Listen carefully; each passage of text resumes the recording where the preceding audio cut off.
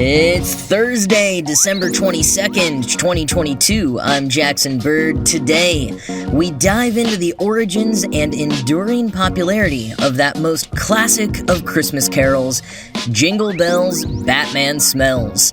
Plus, Steven Spielberg has officially apologized to sharks for Jaws. And a note on our holiday programming. Here's some cool stuff for your ride home. How kids pick up certain jokes and games seemingly across geographic boundaries and sometimes generations, even before the age of the internet, is a mysterious phenomenon. And it's one that certain scholars have studied as far back as the late 1800s, with William Wells Newell's Games and Songs of American Children. How, for example, have so many kids for generations learned how to draw that cool S? You know, the one where you draw 6 lines and then connect them to make a kind of graffiti-looking S shape? If you know what I'm talking about, where did you learn to do that? And where did whoever may have taught you learn it? It's one of many pieces of childhood culture that endure, and which adults, looking back, can't figure out how it spread or where it originally came from. Maybe I'll dive more into the S another day, but today I want to talk about another piece of kids' culture with shrouded origins. Being that we are a few days away from Christmas, and that this will be our first Christmas sadly spent without Kevin Conroy, let's discuss that best of all Christmas carols, Jingle Bells, Batman Smells. You know, Jingle Bells, Batman Smells, Robin laid an egg, the Batmobile lost a wheel, and the Joker got away.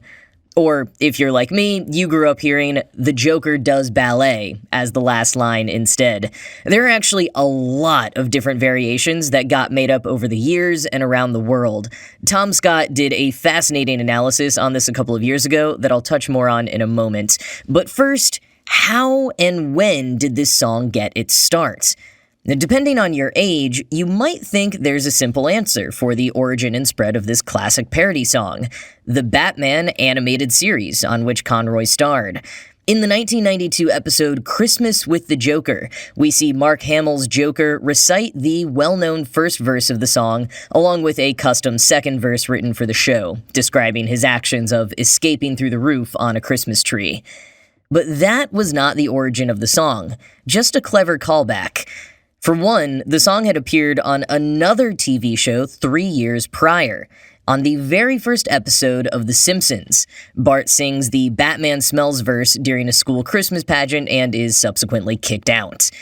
But that too was just a callback, albeit a callback that might have cemented one version of the song over all others. The origin of the song generally goes back way further than that 1989 debut of The Simpsons. When blogger Rob Weir, also motivated by the mystery of kids' jokes and games that persevere through the generations, decided to look into the origins of Jingle Bells, Batman Smells back in 2006, he asked his readers to leave comments about when they first heard the song. And the earliest response that he got was someone going by the name Sunny D, who claimed to have heard the song at their San Diego elementary school in 1966. Mere months after the debut of the new live-action Batman TV series. Could the song have really taken off so quickly after the show's debut? And even if it did, how did it spread from there? Was San Diego the actual origin point? 10 years after Weir's blog post, Robert Evans, writing for Cracked, stumbled on that post while investigating the question himself. He ended up teaming up with Weir, and the two uncovered some newspaper clippings that lent credence to some decent theories. Now, most significantly, in my opinion, they found an article from a 1967 edition of the Lawton Constitution discussing Christmas traditions for a military family overseas in Belgium. The article reads, quote, "American kiddos in Europe aren't completely divorced of the U.S. gimmicked tunes. Lil Jana Montgomery, daughter of Major and Mrs. Ross D. Montgomery, warbled this tune during the holidays. Jingle Bells, Batman Smells, Robin Rang Away, Batmobile Lost a Wheel, and Commissioners Stuck in Sleigh." End quote. Now, the lyrics are quite different there, but if the song was new, it's possible the exact lyrics hadn't been settled on yet, and also possible that the grown-up writer of this article transcribed a different version than what the kids had been singing. But this military family connection is important.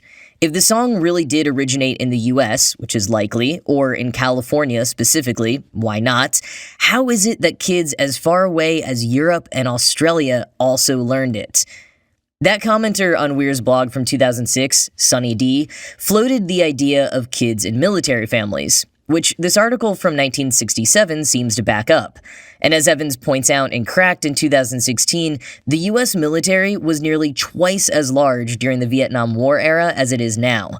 American kids were spread out at bases all around the world, and as that commenter reports, about half of the kids at their elementary school in San Diego were from military families, because San Diego was a big military hub at the time, with every branch of the services being active there. So maybe it really did originate in San Diego, or at least got its global spread from that beginning point. But why did it spread? Why was this parody rhyme in all its different incarnations so popular?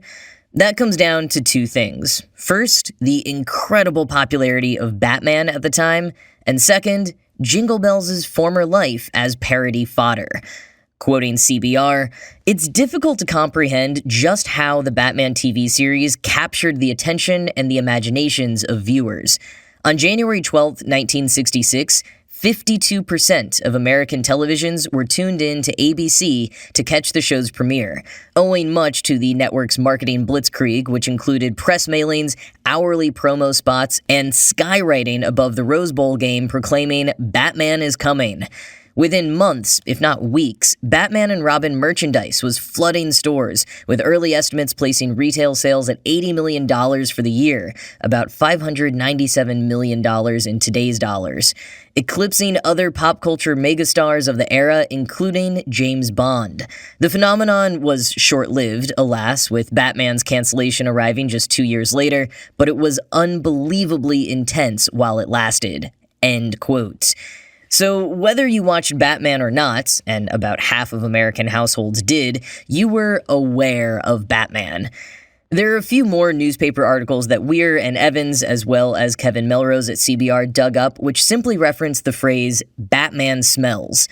Melrose makes the case that there's either some mystery origin about Batman smelling that has been lost to time, or it's a reference to one article that made heavy use of aromatic metaphors for some reason, because following that we get a string of other headlines from around the US that include the words, "Batman smells." But I would say it's also possible that this song was already being sung on playgrounds by the time those articles were written, and the editors picked those headlines knowing that any parents would recognize the joke from their kids. But whichever came first, the chicken or Robin's egg, it makes sense to me that kids would eventually start saying, "Batman smells." Like, yes, most kids loved Batman, so it seems a little strange that this song would begin by disparaging their hero, but kids are also both antagonistic and super gross. In terms of being antagonistic, kids like to make fun of popular things. Think about the parody of the Barney theme song, "I love you, you hate me, let's hang Barney in a tree." There's a whole docuseries that came out about that similar song parody phenomenon earlier this year, link in the show notes. I haven't watched it yet, so use caution. And I remember being about 7 years old when kids decided Power Rangers weren't cool anymore, and anyone who watched them was a loser baby. So if there were some kids obsessed with Batman, there were other kids saying it wasn't cool to like something so much. Batman smells, dude.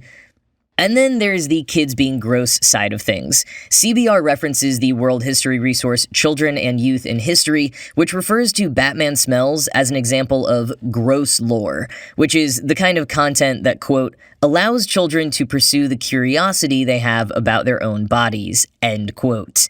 Think about how funny kids think poop is, or yet another mysterious playground song like Great Green Gobs of Greasy Grimy Gopher Guts. It doesn't matter if you were one of the biggest Batman fans in your whole school, singing about Batman smelling was funny. There's even a second verse that I had completely forgotten about until reading it again today. Batman's in the kitchen, Robin's in the hall, Joker's in the bathroom, peeing on the wall. It's gross out humor, or as children and youth in history call it, fart lore. But while every version of this song included Batman smelling, the rest of the lines varied heavily over time and around the world. In the summer of 2020, YouTube creator Tom Scott surveyed over 64,000 people around the world on the version of the lyrics they remembered from growing up. He discovered a few pretty obscure versions that differ wildly from the original, but which were also reported by a few dozen people from countries all over the world. Scott asked people to report where they lived as children when they may have first heard the song, as opposed to where they live now. And the fact that these very detailed, obscure versions were similarly reported by people in many different countries gives a bit of credence to the military brat theory of spread. But for more broad interpretations, in the United Kingdom, New Zealand, and other parts of Europe, there are endless variations for the second half of the first verse, all of which mention a family member or popular character losing a body part on the motorway. For example, Uncle Billy lost his willy on the motorway, or Auntie Ruby lost her boobie. Scott shares a dozen variations with rhyming names and body parts, and those versions also sometimes include the names of motorways specific to different regions. Now, over in Australia, kids brought in another DC character singing Wonder Woman lost her bosom flying TAA. To translate to American, that would be like saying she lost her bosom flying Pan Am. Now, this whole non-Batman character losing a funny body part while in transit variation never showed up in the United States at all. Regardless of how the second half of the first verse went over in the UK, Scott shares that the version he grew up with, and which many people outside of the US are most familiar with, says that for the second line, Robin flew away instead of laying an egg. How that first began, we're not sure, but Scott does have a theory for how the laying an egg version became more popular worldwide for a while: The Simpsons. In addition to that first episode in which Bart sings the song, it would be sung again in two subsequent episodes in 1992 and 1993, all of them using the Robin laid an egg version. Scott was able to show from his data that while the US version of the song, Laying an Egg, stayed consistent over the decades, in the United Kingdom, there was a significant change from Flew Away to Laid an Egg during the 1990s. Conclusive? No. Fascinating? Absolutely.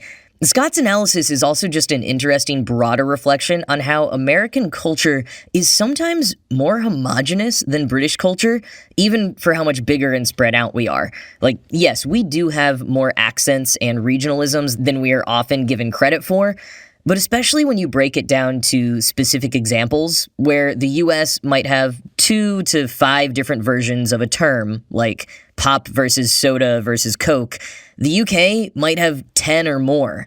Scott shows how about 98% of American and Canadian respondents refer to that chasing playground game as tag, while in the UK, they have upwards of 8 different names for the same game. It's an interesting thing to think about, how Americans can sometimes, by and large, just stick to the same thing. Speaking of which, there is one last thing I mentioned but haven't covered.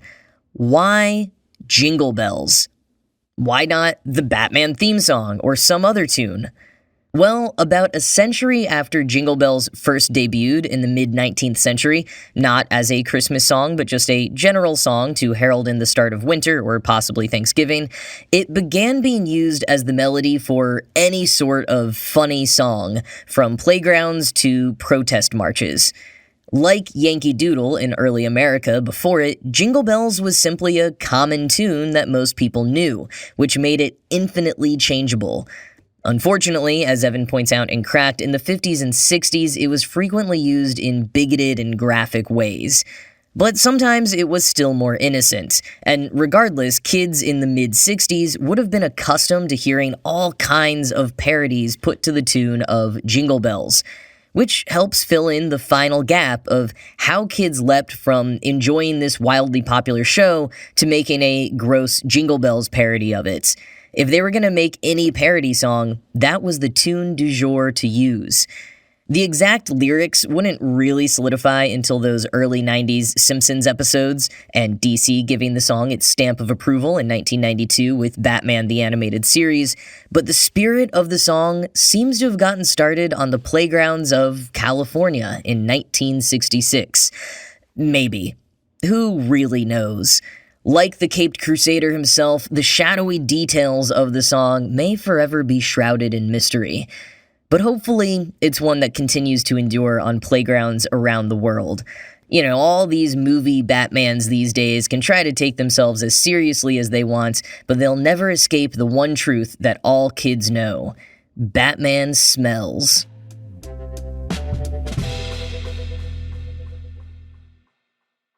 In other pop culture news, Steven Spielberg said that he'd like to apologize for making everyone scared of sharks.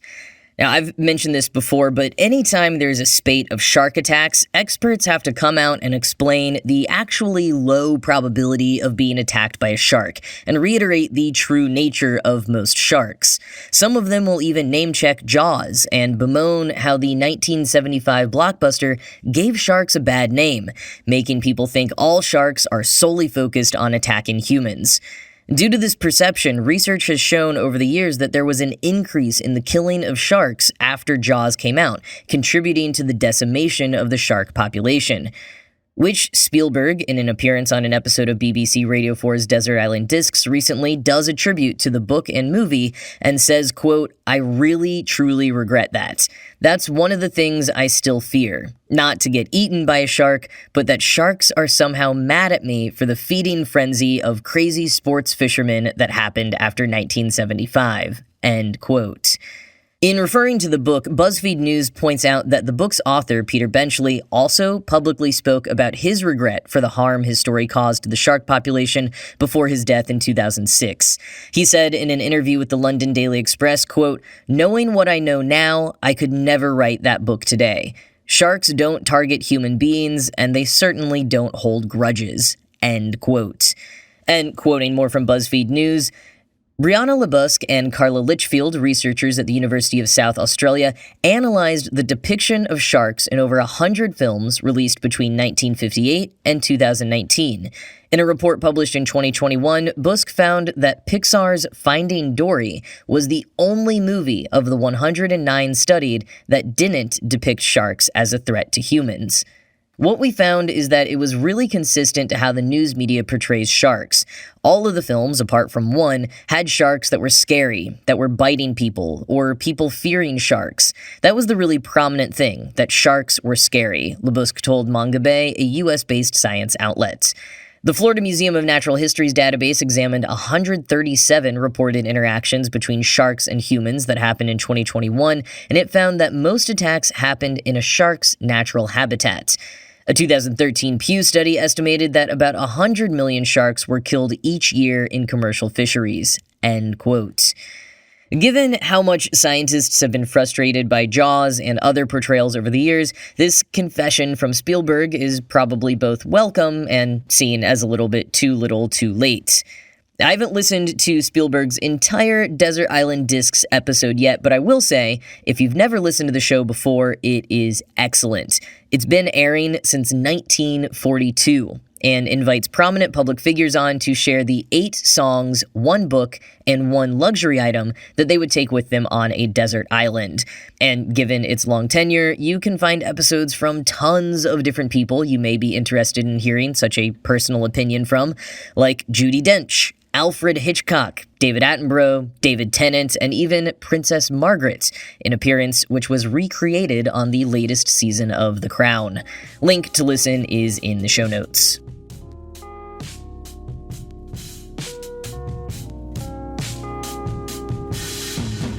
Well, as it is Christmas this weekend, I will be celebrating and taking Friday and Monday off for the holiday, so I'll be back in your feeds on Tuesday, the 27th. Until then, I hope you all have a good Christmas, end of Hanukkah, continuation of Kwanzaa or Yule or whatever it is you may celebrate, or that, you just have a nice weekend. This show was produced by Ride Home Media. I'm Jackson Bird, and I'll talk to you again on Tuesday.